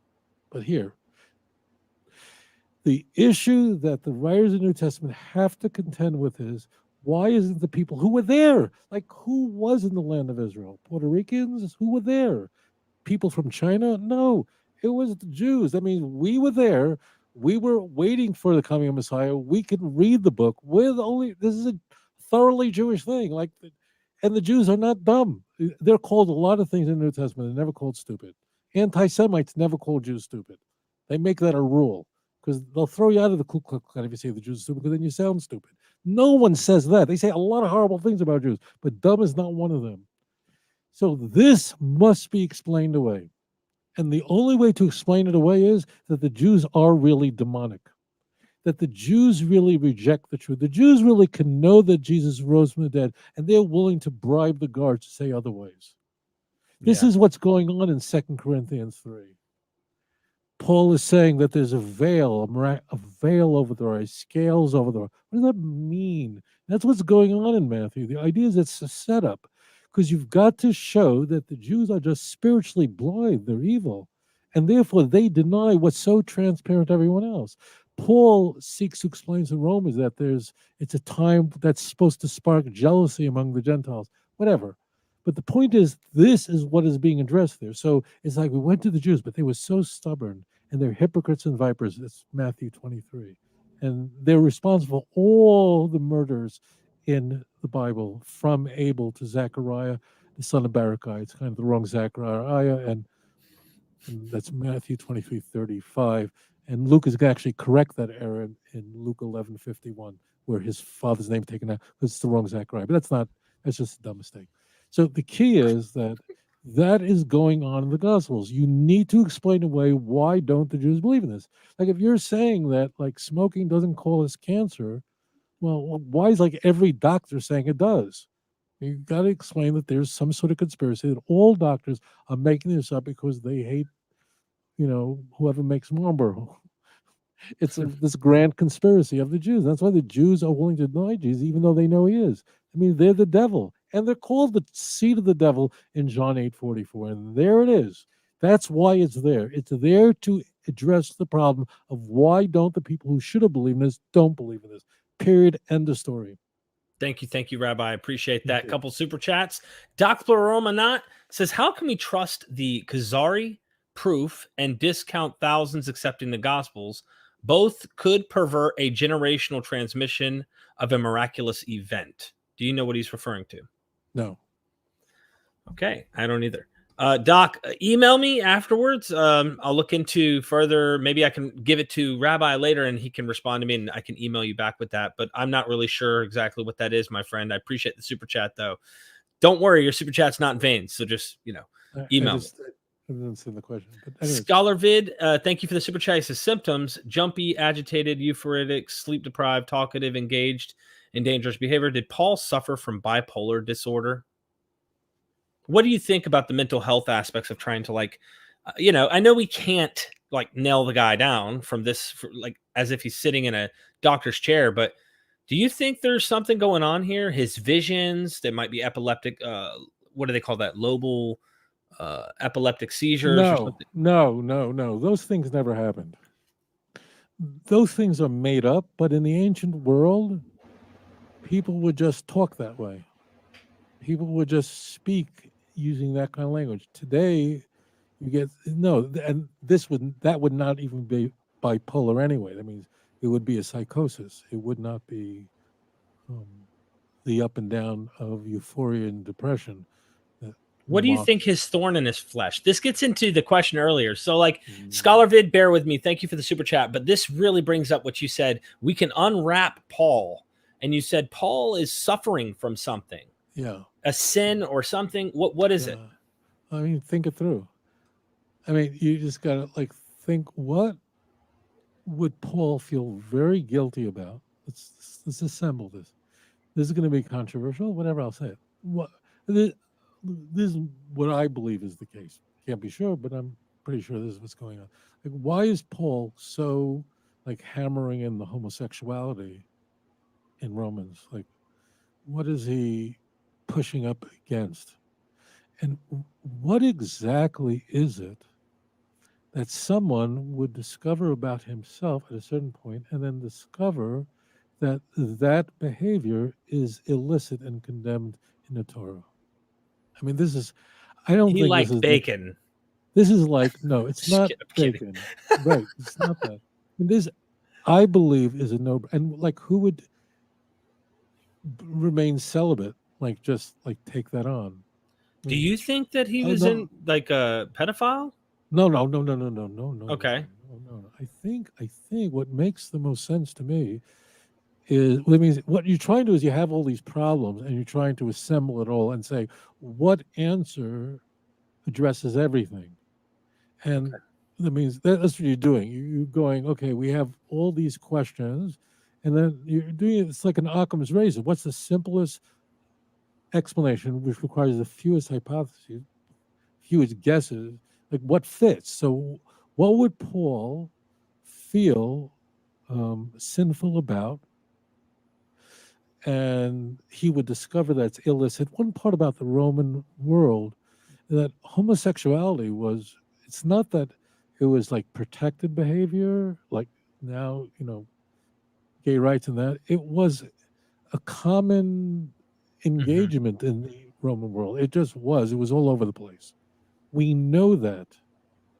Tacitus, in his book talks about, he's just one of many, but he talks about how ubiquitous it was. Homosexuality, he was the important Roman historian.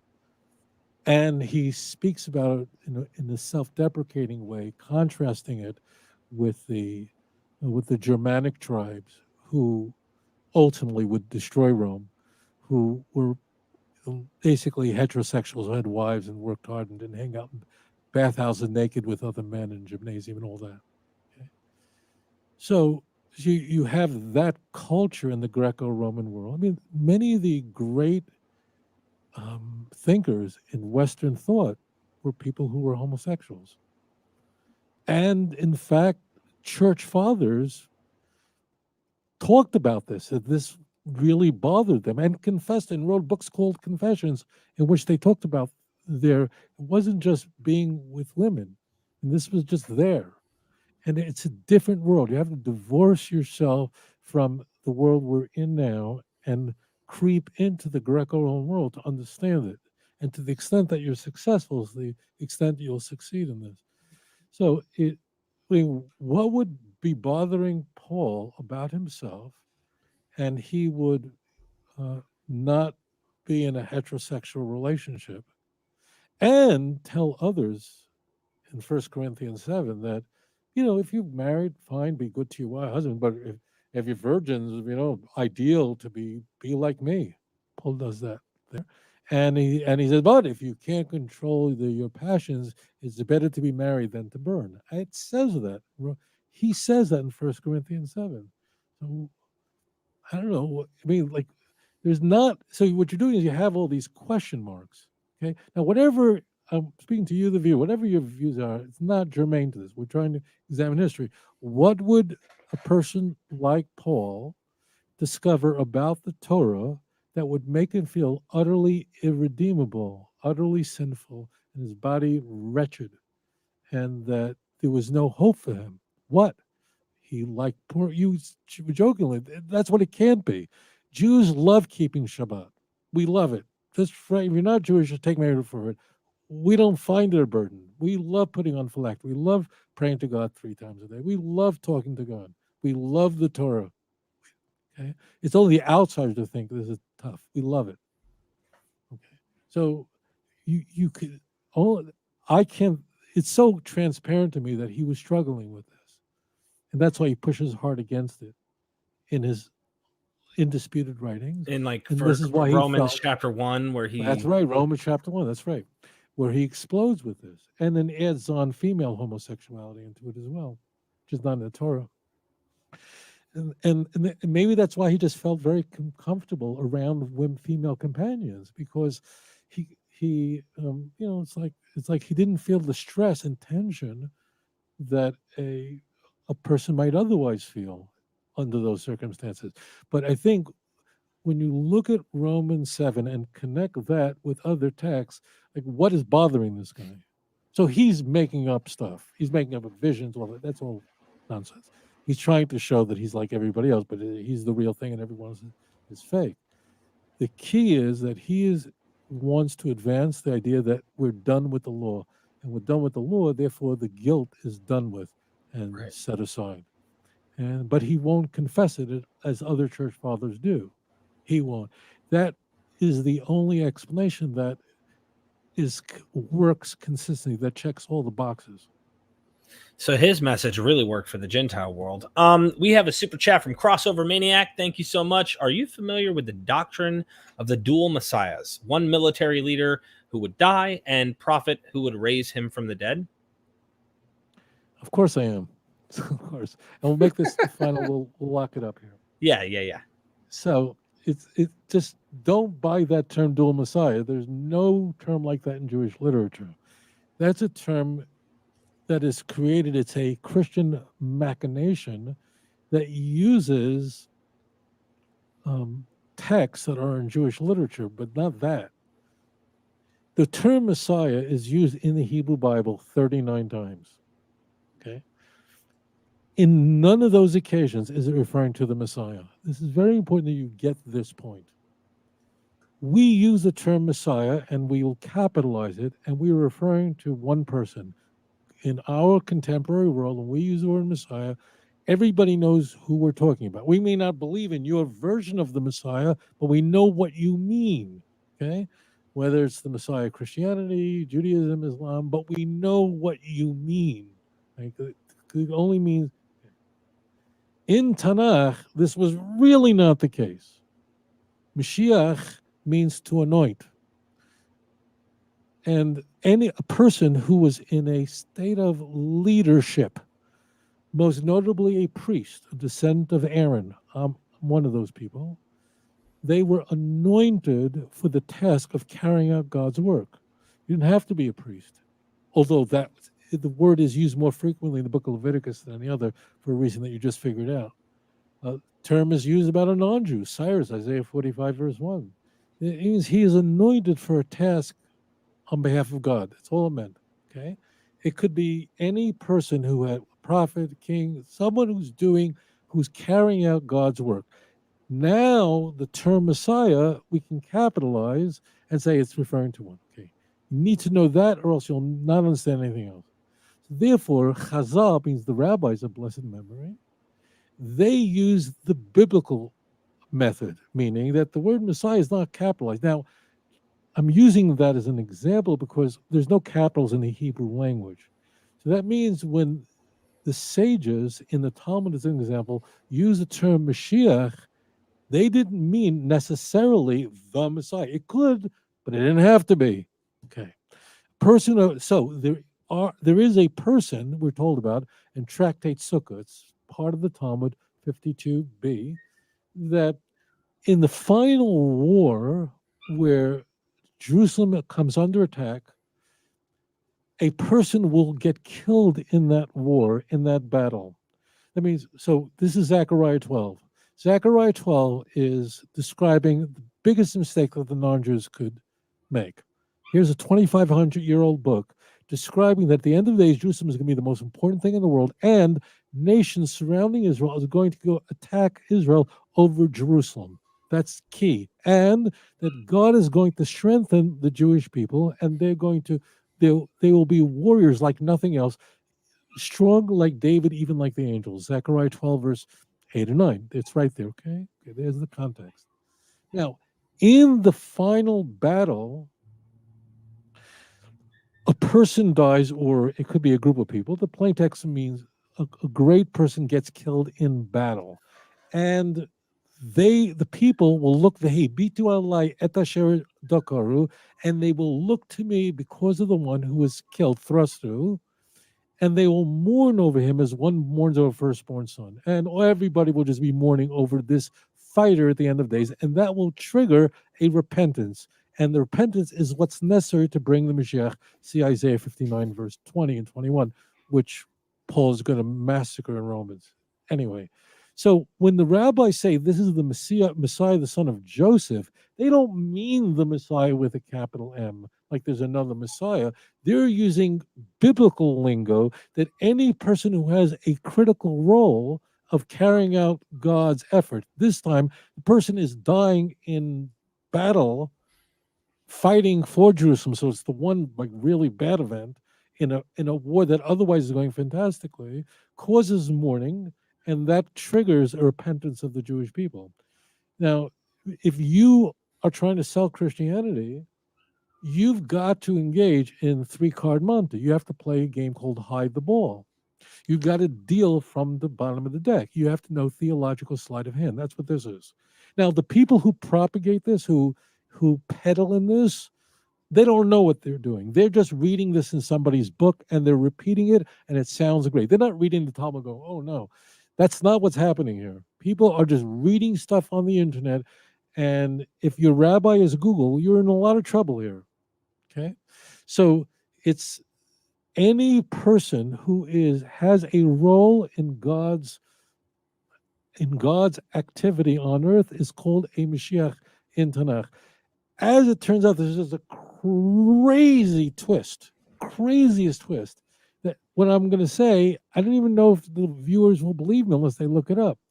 But as it turns out, John will seize these passages. Only John will do this. Will seize these passages. I mean, of all the gospel, only he does, and tells a whole story that doesn't even exist in the Synoptic Gospels, and that's Zechariah is really talking about Roman soldiers that are piercing the side of Jesus, not crucifying him, but as a post-mortem check to see if he's really dead. So we have to break his bones or not? John 19, verse 34 through 37. So even though missionaries, here's another example. We'll close with this. Here's another example of where the Christian missionaries will say that Zechariah 12:10 is speaking about the crucifixion of Jesus, and the Jews recognizing at the end of the day that they were the Christ killers and just repent of it. This is any commentary, any missionary literature. Look up Zechariah 12:10. I guarantee you that's how it's sold. And this, my friends, contradicts the gospel. It contradicts the gospel of John, because John is saying that piercing that Zechariah 12:10 is a fulfillment of is not the crucifixion. It's what the Roman soldiers do afterwards, because John needs to have Jesus, the Lamb of God, and he needs a method, a device to explain why his feet weren't broken, because when they wanted to bury crucified criminals quickly, this didn't happen off, but it could happen. They could break his feet. He couldn't sustain himself and just die of asphyxiation. They were considering that. But he needs to be the Lamb of God. That's unique to John 129, 136. That's completely Joannian. It's also 1 Corinthians 5:7, but it's the Gospels, it's only Joannian. And that's why he needs that plot device, which is saying that it's Roman soldiers, not Jews, that pierced him. And there was not even a crucifixion post-mortem. So I just want to show you how this gets spun into... Wow. So I want to convey this to you, the viewer. You have to go to primary sources. Something I've done tonight, something we've done together, Derek. That is, you notice that I'm not quoting this scholar says. You hear people doing, well, according to this guy and according to Albert Schweitzer, it doesn't make a difference. Like, let's go back to the original sources. I hope to encourage you who are interested in these things that really matter. They really matter, to really go back to the original sources. Like, I didn't quote a single scholar tonight. Why? Because, we want to know, what does the original text say? Let's go back to the original. Let's, read it for yourself, right? On that note, I encourage you to buy my books. I'm kidding. You can't see me, but I actually showed them earlier. Can I have a bonus round question as we go? One small one. I don't want a lot of time from you. Just a simple question. Go for it. All right. Why do Muslims keep Jesus in their tradition? I mean, even they had rabbis. They knew rabbis. They knew the rabbinic literature. At least it appears to me from the scholarship I've been digging into. They knew this. And they saw how Jews looked at Jesus as not the Messiah, but they venerated him in some degree. They seem to want to have a different kind of Jesus than what we even see in the Gospels. Can you give us just a two-minute something on this? So this really fits so neatly into what we were just discussing. So Muslims are using the term Mashiach about Jesus, Isa, right? Christians are using the term Messiah about what they believe in. Jews use the term Messiah. We don't believe in Jesus. But the key is that Christians, Jews, and Muslims mean something really different. Thank you. So that's a great question. For example, let's go to the heart of the matter. To Muslims, first of all, Jesus was a prophet, no more. The highest form of prophet, a Rasul, which means he came with the Sharia, which means a message, a written message that was for the generation, whatever. But he was the highest order of prophet. That's what he was, okay? But Muslims don't believe that Jesus was the descendant of King David. So it's very different, really different. They don't believe. I want you to listen to that again. Muslims do not believe that Jesus was the descendant of King David or the fulfillment of a Davidic covenant. It's not because Muslims don't like David. David is a really important prophet in the Quran and in the Hadith and everywhere, okay? So it's someone very different who came with a message for the Jewish people, essentially, to repent. Jews didn't accept him. And he has the only thing you could say that in common is that there's the eschatology that Jesus will return in the Islamic view. He'll return and for 40 years will reign, get married, have babies, and then die because he didn't die yet. And there's a grave next to Muhammad, which is set aside for him. So Thank you. Whoever asked that question, thank you. That was So, me. so thank you, Derek. So that's perfect. So here, be very careful. We're using similar language, but Muslims detest the notion that Jesus was divine. The Trinity is attacked in the Quran directly, unambiguously, even more than Tanakh, because like the Trinity is spelled out in the Quran. So, and they hate Paul. Paul, correctly, Muslims are so right on this that they detest the idea of vicarious atonement. All that they see is and they're absolutely correct, a grotesque Paul iteration that, of course, emerges in the modern Gospels of Mark 10:45 and Matthew 20, verse 28, and so on. So that's grotesque to Islam. So, but we have to be very careful, because we're using the same word, but we mean something quite different. So there it is. Like, thank you. That's Yeah. that's the softball you threw me. Derek, it was really a pleasure having me on. It was a big pleasure to Rabbi. thank you, sir. I really Thank did you. enjoy this. Thank you so much Yes. for thank you for doing a live, because usually we pre-record, and that's because there's just so many trolls out there, and I'm like, I enjoy just me and you without an audience talking. I really do appreciate it. If you guys are interested, he does have the books Let's Get Biblical, volume 1 and 2. You can see what he has to say about these things, as well as the webinar that's coming up. Make sure you guys sign up for that in the description with Bart Ehrman. Did the nativity story actually happen? It's an all-day event, so I'll be there. MythVision will be there. Go sign up. I have the Patreon with hundreds of videos. Literally, I could just keep going and going and going, load more and keep going. And a lot of them are not public, so exclusively for you to help keep me alive here at MythVision, as well as Rabbi Tovia Singer's YouTube channel. Go subscribe to the YouTube channel. Some of the videos he does, you may find interesting, no matter where you are ontologically. I really enjoy him and his friendship. I hope that you guys have really enjoyed this, and most of all, of course, you, Rabbi. I hope you've enjoyed it. Let's have you back again. Always.